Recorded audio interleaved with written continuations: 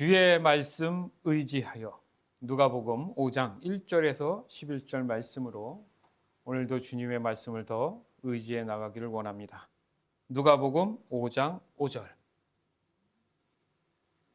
시몬이 대답하였습니다. 선생님, 우리가 밤새도록 수고하였지만 아무것도 잡지 못했습니다. 그러나 선생님의 말씀대로 그물을 내리겠습니다. 오늘 우리가 함께 고민하고 생각해 볼 그런 부분들은 바로 우리의 인생에 때로는 실패와 좌절이 왔을 때, 그 불확실함이 왔을 때 어떻게 나는 하나님의 말씀을 의지하고 살아갈 수 있을지, 그것에 대해서 함께 잠깐 나누기를 원합니다. 본문에 나오는 이 베드로의 고백은 단순히 와, 대단하다, 놀랍다, 야, 내 전문가 입장에서도 굉장하다, 뭐 이런 식의 단순한 대화가 아닙니다. 그는 인간의 한계를 마주쳤을 때, 인간이 할 수 없는 어떤 영역에 부딪혔을 때 한 가지 결정을 내려야 했습니다. 그것이 인생을 바뀔 수도 있는 그런 소중한 선택이었다면 여러분들 어떻겠습니까? 말씀에 의지하여 내가 그물을 내리겠습니다.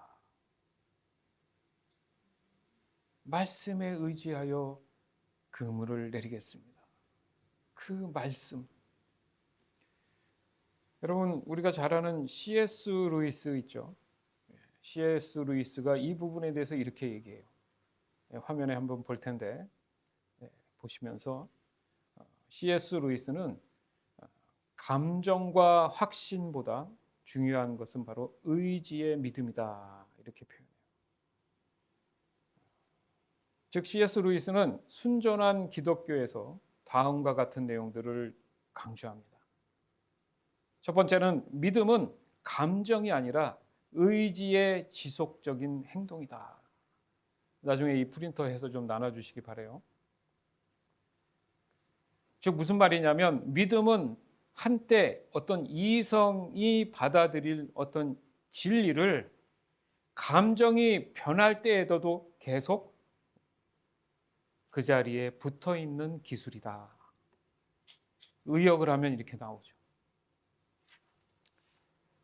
루이스에 따르면은 믿음은 기분이 좋거나 이해가 확실할 때만이 그런 유지되는 것이 아니라 바로 감정이 혼란스럽고 의심이 생길 때에도 의지로 붙잡는 행위다, 이렇게까지 표현하는 거예요.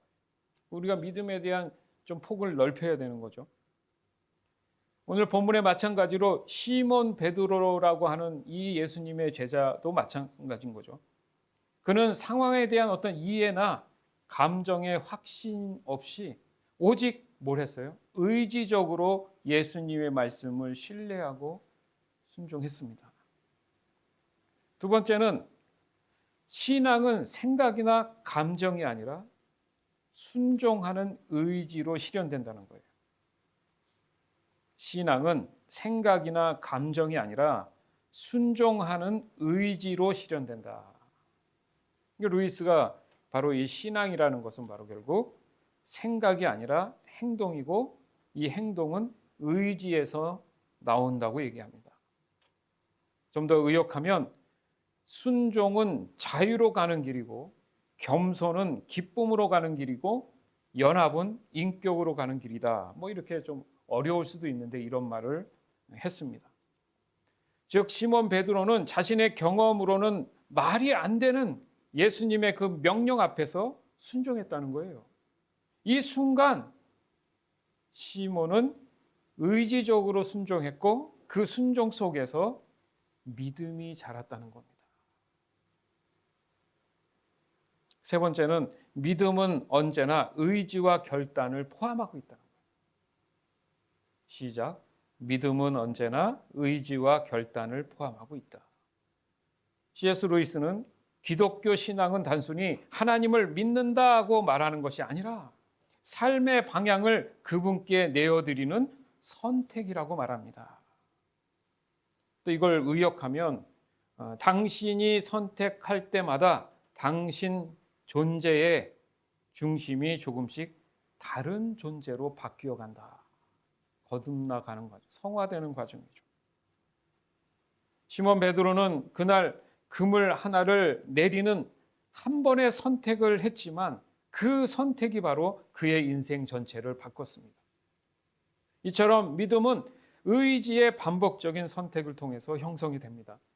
바로 그 선택이 곧 우리 존재를 만들어 나간다는 거예요. 그게 하나님 섭리인 거예요.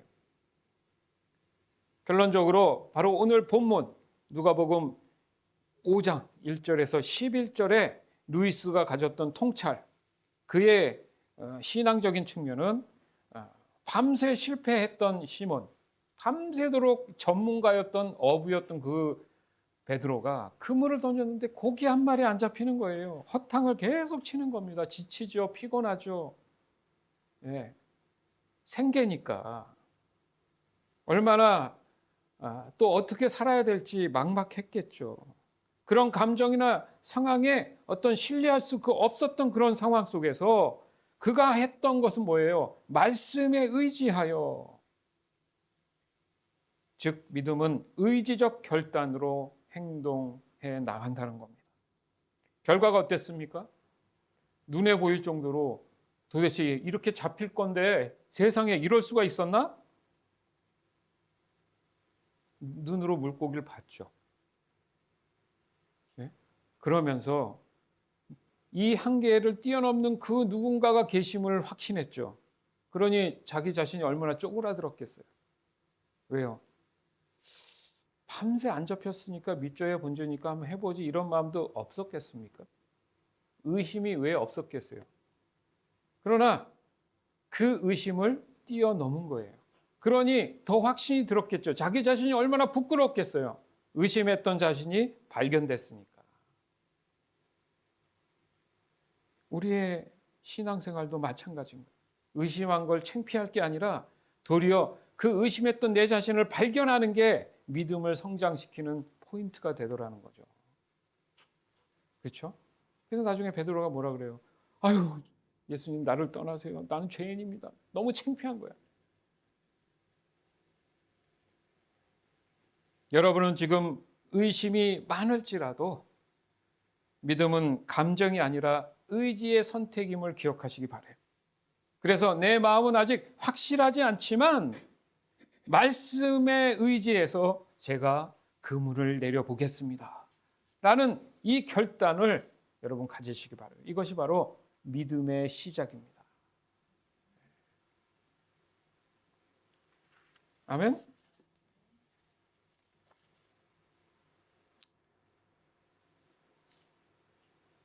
결국 이 말씀은 곧 믿음과 관계성을 갖고 있다는 것을 알 수 있죠. 그리고 이 믿는 자는 어떻게 행동하는가라는 것을 오늘 본문은 이야기해 주고 있습니다. 따라서 오늘 함께 나눌 이 설교를 특별히 의지한다. 이걸 원어적인 측면에서 어떻게 해석하고 있는지, 또 의지와 믿음의 성경적 관계는 어떤 것인지, 그리고 실제적인 적용 방법까지 한번 살펴보겠습니다. 첫 번째는 현실의 무게, 바로 공허한 그 그물, 아무것도 없는 그 그물이 나의 현실의 무게일 수 있지 않습니까? 그것을 오늘 본문은 어떻게 보고 있는지 누가복음 5장 1절에서 5절.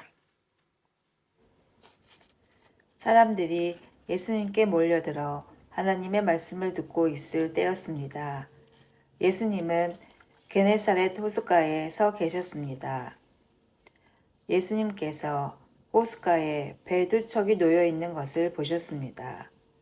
어부들은 배에서 내려 그물을 씻고 있었습니다. 예수님께서 그중 하나인 시몬의 배에 오르셨습니다. 예수님께서 시몬에게 배를 육지로부터 조금 떼어 놓으라고 하시고 배에 앉으셔서 사람들을 가르치셨습니다. 말씀을 다 마치시고 예수님께서 시몬에게 말씀하셨습니다. 깊은 데로 가서 그물을 내려 고기를 잡아라. 시몬이 대답하였습니다. 선생님, 우리가 밤새도록 수고하였지만 아무것도 잡지 못했습니다. 그러나 선생님의 말씀대로 그물을 내리겠습니다. 아멘. 자, 여기를 이제 그때 상황을 잘 이해를 해야 이 말씀이 더 해석이 되는 부분이 있어요. 맨 마지막 부분에 선생님, 우리가 밤새도록 해봤지만 아닙니다. 오늘은 아닌 것 같아요. 본인들이 수많은 어떤 경험들이 있었잖아요, 그죠? 그걸로 먹고 사는 사람들이니까. 그리고 예수님이 뭐 저 양반이 뭐 낚시를 해봤나 뭐 그런 생각할 거 아닙니까? 그런데 단순하게 그게만으로 볼 게 아니라 누가복음 4장을 살펴보면 어떤 말씀이 있냐면 예수님이 시험산에서 시험을 당하신 후에 내려오셔가지고 이제 사람들에게 복음을 증거하기 시작하는데 어떤 사건이 먼저 있냐면은 시몬 베드로의 장모가 열병에 걸려 있었어요. 근데 그거를 예수님께서 아시고 그 장모의 집에 가서 그 열병을 고쳐줍니다. 근데 다른 복음서에 보면 이게 시차가 있어요. 시몬 베드로를 먼저 부르시고 장모를 찾아가서 고치는 경우도 있고 거의 비슷한 시기에 하는 경우 있고. 그러나 우리가 그것을 따지기보다는 학자들의 결과에 의해서 보면 중요한 그 예수님이 하시고자 했던 핵심이 더 중요하다는 측면으로 이해를 해야 되는데 무슨 말을 하고 싶으냐면 시몬 베드로는 이미 누가복음 5장에 국한돼서 보면 예수님이 누군지 알고 있었다? 몰랐다? 알고 있었어요. 맞잖아요. 자기 장모님을 이 열병을 고쳐줬는데 모를 리가 없잖아. 근데 저 양반이 갑자기 또 나타난 거예요, 사실은. 그게 4장이에요. 누가복음 4장의 끝에 나와요. 그러고 나서 이제 5장에 들어가면서 예수님이 사람들에게 계속 복음을 전하죠. 천국 복음을 전한단 말이에요. 회개하라. 천국이 가까웠다. 이 얘기를 이제 하시던 중에 밤새 이제 수고했죠. 왜? 베드로는 또 먹고 살아야 되니까 나가서 했는데 그물을 씻었다는 게 뭡니까? 아유, 오늘은 종쳤다. 마무리하자. 그리고 이제 정리하고 있었던 중이었어요. 그런데 예수님이 그 사람들이 하는 그런 모습 속에 나타나셔서 뭘 했습니까? 바로 그물을 던져라 한 게 아니고 배가 이렇게 이 해안가에 이제 와 있는 것 중에 베드로의 배를 지목하시고 내가 이 배 위에 올라가서 좀 복음을 전하겠다 하신 거예요. 왜냐하면 사람들이 많으니까 위에 올라가야 되는데 바닷가니까 그게 없잖아요. 그러니까 배 위에 올라가셨는데 다른 배도 아니고 베드로가 주인이었던 그 배에 올라간 거예요. 그리고 한참을 얘기하셨죠. 그렇죠? 얘기하신 후에 자, 너희들 걱정이 뭔지 안다. 왜? 앉아서 피곤한데 밤새서 졸릴 거 아닙니까? 예수님 막 뭐라고 얘기하시니까 생각해 보세요. 그렇죠. 좋은 말씀이죠. 아유, 우리 장모도 고쳐준 거, 야, 기적이죠. 맞죠. 그런데, 당장 오늘 어떻게 살아야 할지 모르겠네. 이 생각 안 했겠습니까? 베드로의 마음을 아신 거예요. 그래서 베드로한테 말씀하신 다음에, 그래, 내가 지금 얘기한 구원의 영생에 대한 문제를 너가 좀 더 쉬운 현실로 다가올 수 있게 내가 해줄게. 그러면서 베드로에게 얘기한 거예요. 너의 가장 시급한 문제가 고기 잡는 거잖아요. 그죠? 그래? 그럼 해봐. 그렇게 된 겁니다. 상황이. 바꿔서 얘기하면 저와 여러분의 삶에 여러분을 너무 잘 아시는 거야. 뭐가 필요한지 너무 잘 아시는 거야. 그러나 먼저 선행되는 것은 뭐냐 하면 우리에게 먼저 그것도 중요한데 네가 영원한 생명을 얻기 위한 그런 믿음이 너에게 분명히 있어야 된다는 것. 그래서 나를 의지해야 된다는 것을 먼저 선포하신 다음 후에 보여주신다는 거예요. 자연스럽죠. 그 과정이. 그러니까 어떻게 보면 베드로한테 해보라 했어. 예, 알았어. 해볼게. 이럴 수도 있는 거 아닙니까? 그래서 베드로는 얘기하잖아요. 그러니까 밤새 해봤는데 안 되는데 선생님께서 그렇게까지 애써가지고 우리 장모님도 고쳐주시고 또 이렇게 오셔가지고 친히 또 이렇게 얘기도 해주셨는데 뭐 한번 좀 다시 해보죠. 이럴 수도 있잖아요.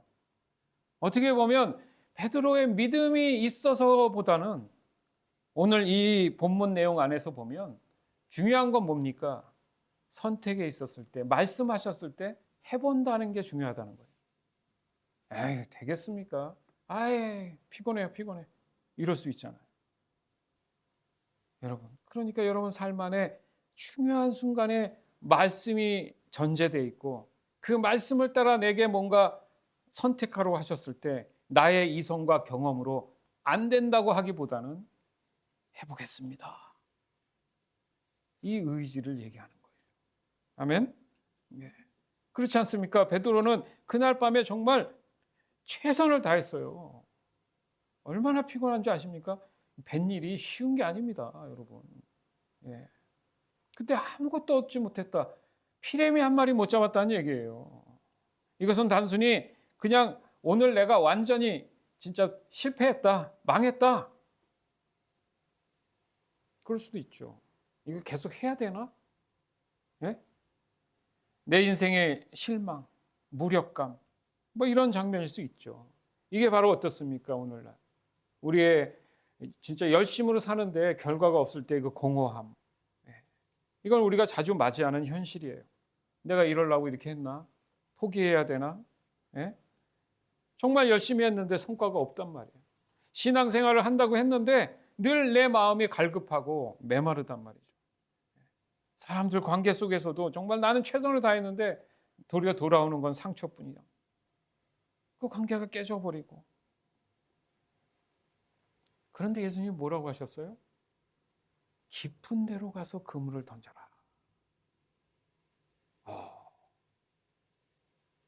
큰 물고기는 깊은 데 많습니다. 그러면 피곤해 죽겠는데 한참 더 나가야 된다는 얘기잖아요, 지금. 이게 그냥 하나님께서 예수님을 통해서 대충 그렇게 하라는 것 같아 보여도 그렇지 않은 거예요, 여러분. 피곤하고 힘들어도 주의 말씀이 그렇다면 내가 가려는 의지가 있어야 되는 거예요. 패션, 열정이 있어야 되는 거예요. 에이, 되겠어요? 내일 하죠. 만약에 베드로가 그런 선택을 했다면 얻지 못했죠. 여러분, 중요한 말씀을 하는 거예요, 지금. 즉 믿음의 이 결단, 말씀에 의지한다는 이 결단, 모든 것을 다 걸고 따르겠습니다. 여러분 그럴 수 있나요? 그래 본 적이 있나요? 그래 보실 건가요? 여러분의 인생이 바뀔 수만 있다면.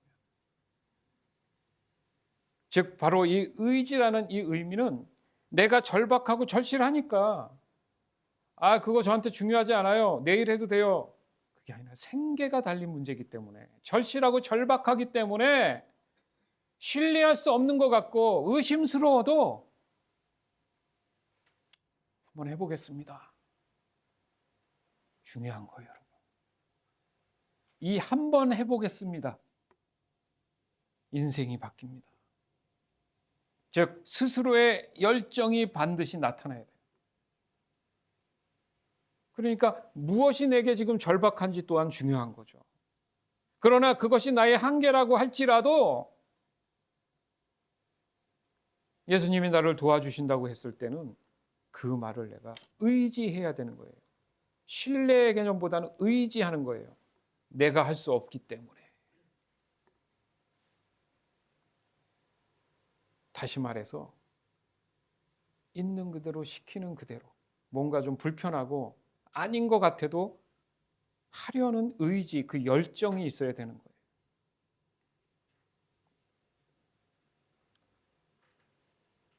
그래서 말씀을 의지한다. 이거 헬라어 원어에 보면 못못 위에 못못에 의지하여 뭐 이런 뜻이 있지만 결국은 그 주어진 어떤 말씀에 대한 부분들을 그 위에 내가 서서 해보겠다라는 그런 자기 나름대로의 행동이 있는 그런 모습을 보여준다.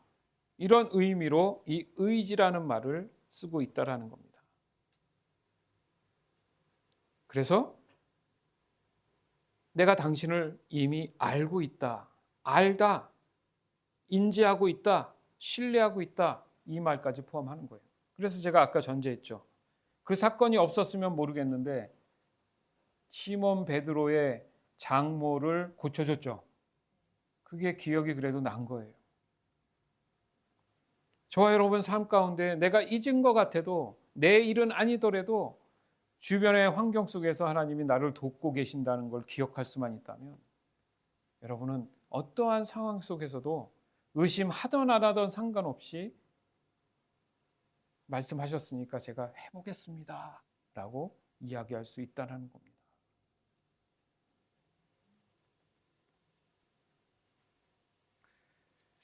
바로 이 의지한다는 이 의미, 단순히 지식으로 아는 것을 넘어선다는 거죠.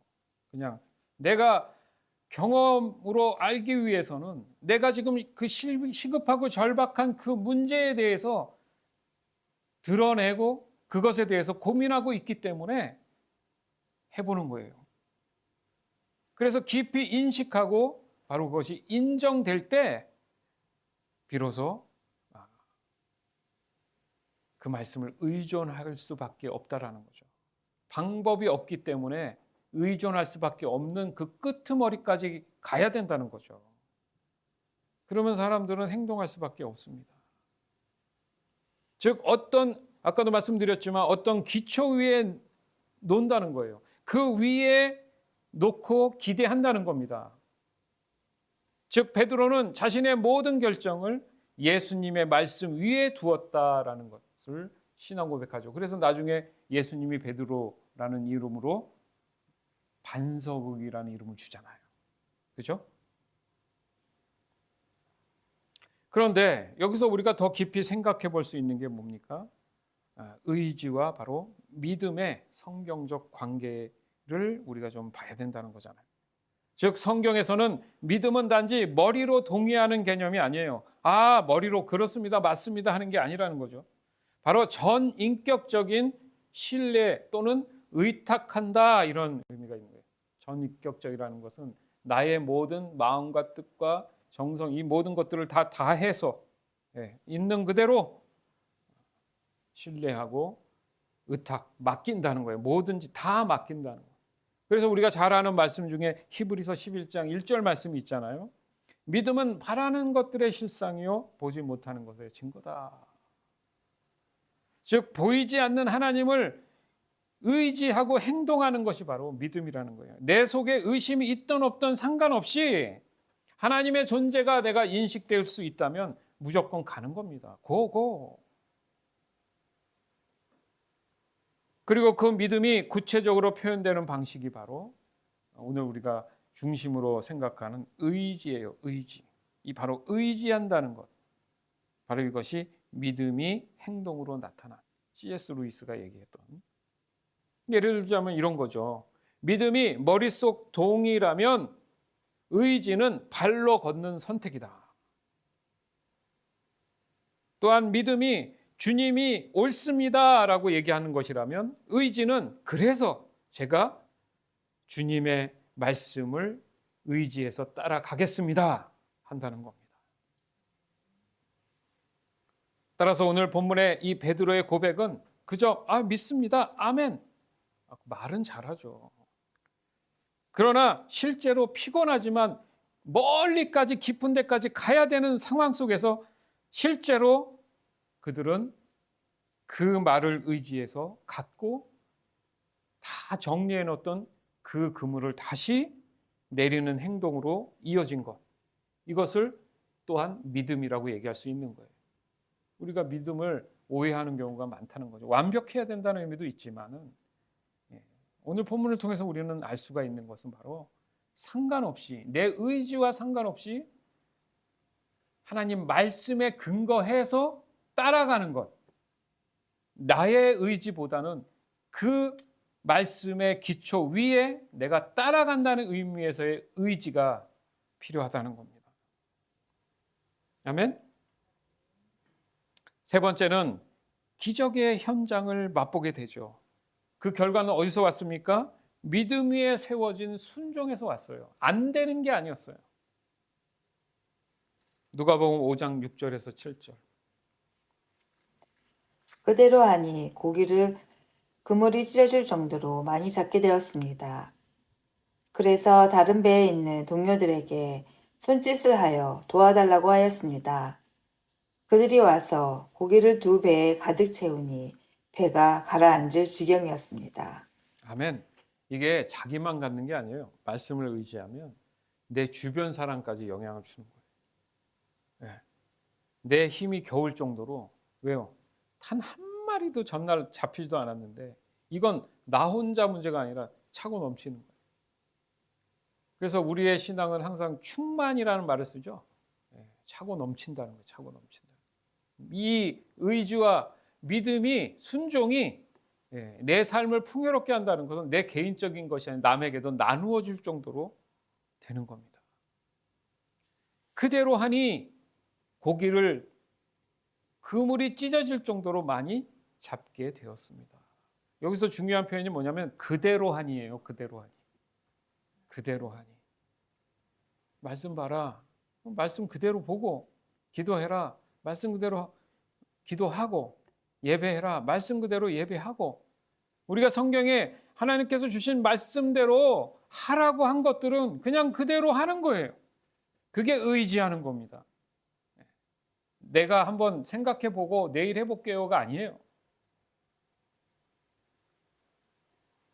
믿음이 말에만 그치지 않고 바로 의지하여서 행동으로 나타날 때 하나님의 놀라운 기적이 시작되는 거예요. 그래서 하나님은 이 베드로의 그 본인이 갖고 있었던 가장 큰 문제에 대한 부분들을 그의 순종 위에 하나님께서 은혜를 베풀어 주셨다는 거예요. 여러분 삶도 마찬가지인 겁니다. 늘 자신이 없고 불안하고 이 모든 것들이 다 내가 주의 말씀을 의지하고 있지 않기 때문에 당연한 그 결과를 그냥 또 맞이하게 되는 거죠. 맞잖아요. 베드로가 그냥 그렇게 멈췄다면 고기는 잡히지 않고 끝나고 집으로 돌아갔을 겁니다. 마음이 얼마나 불편하고 싫었겠어요. 식구들이 얼마나 걱정됐겠어요. 그렇죠? 그러나 내 상식과 기준에서 벗어나서 바로 하나님이 너에게 선한 것으로 채워주시겠다. 그 말씀이 내게 있다면 어떻게 해야 됩니까? 예수님은 우리에게 무엇을 하라고 얘기했겠죠. 그렇죠? 늘 말씀드리지만 how, 어떻게는 예수님이 하시는 일이고. 왜요? 깊은 데 가서 그물을 던져라. 뭘 해야 됩니까? 우리는 가서 있는 그물을 던지면 되는 거잖아요.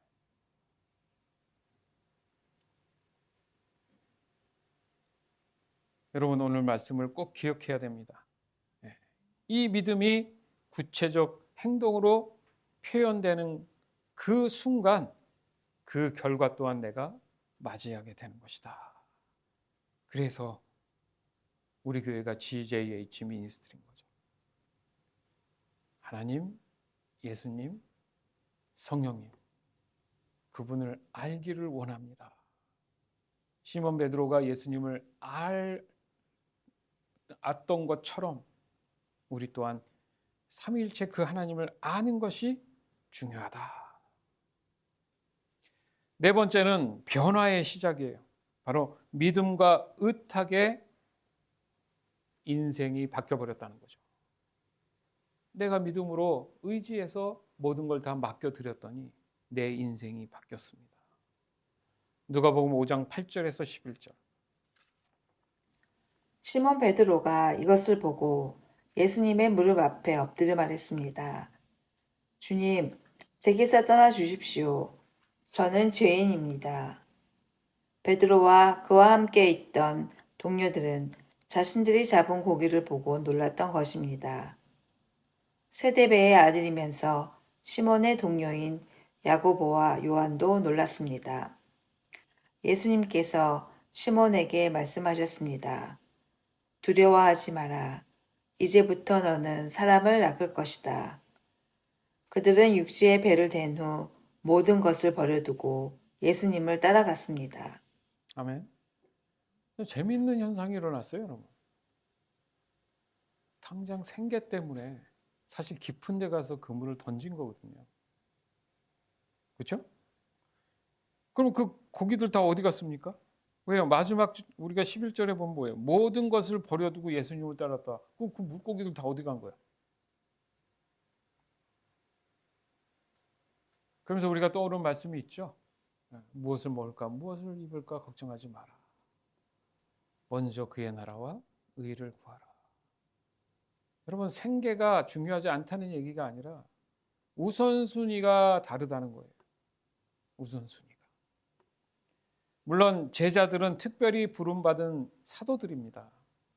그러면 우리의 일상에서 내가 사도가 아닐지라도 내 삶의 우선순위 측면에서 나는 과연 무엇에 근거해서 하나님의 말씀을 의지하고 있는지 고민해 봐야 돼요. 하나님이 그냥 나의 생계를 유지하게 주시는 어떤 도구가 돼서는 안 된다는 얘기입니다. 하나님의 관심은 뭡니까? 이 세상 살면서 잘 먹고 잘 살다 죽는 게 아니잖아요. 다시 말씀드리지만 복음의 근거는 어디 있어요? 천국에 있죠. 영생에 있다는 것이 우선순위가 돼야 되는 거예요. 시몬 베드로가 예수님 무릎 앞에 엎드려서 아이고 저에게서 떠나십시오. 저는 죄인입니다. 이게 진짜 떠나라는 얘기가 아니잖아요. 자기의 죄가 드러난 것을 알게 됐어요. 하나님의 그 거룩함, 구별됨을 깨닫게 된 거죠. 그것이 동시에 일어난 거예요. 관심사가 바뀌어버린 겁니다. 조금 전만 해도 약간 의심도 되고 이거 말이 되나? 했던 그 사람이 완전히 바뀌었어요. 실제 경험을 통해서 더 중요한 게 무엇인지 깨닫게 됐다는 거죠. 여러분, 복음을 듣고 예수 믿고 구원받은 사람들이 생각이 바뀌는 이유가 그런 것이죠. 그것을 우리는 표현하기를 거듭났다고 그래서 얘기하는 거예요. 기준이 바뀌고 우선순위가 바뀌고 내 삶의 목표가 바뀌어버리는 상황이 된다는 거죠. 더 중요한 걸 알게 됐습니다.